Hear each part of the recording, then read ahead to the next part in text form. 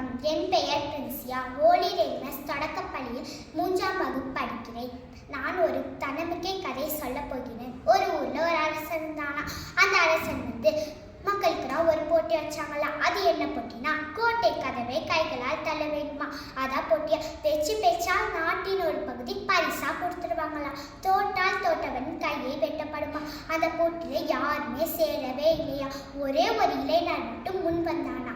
அங்கிருந்தவர்கள் சொன்னாங்களா, அந்த போட்டியில தோற்றுவிட்டால் கைகளை வெட்டி விடுவார்கள். உன்னுடைய எதிர்காலம் என்னவாகும் என்றார்கள்.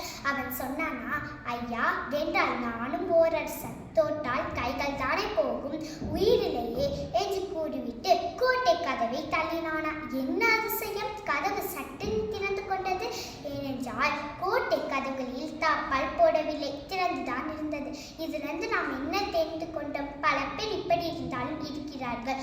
தோற்று விடுவோமோ, எதையாவது இழந்து விடுவோமோ, எதற்கும் முயற்சிக்காமலே விட்டு விடுகிறார்கள். எனவே நாம் அனைவரும் தன்னம்பிக்கையுடன் முயற்சி செய்ய முயல்வோம். நன்றி, வணக்கம்.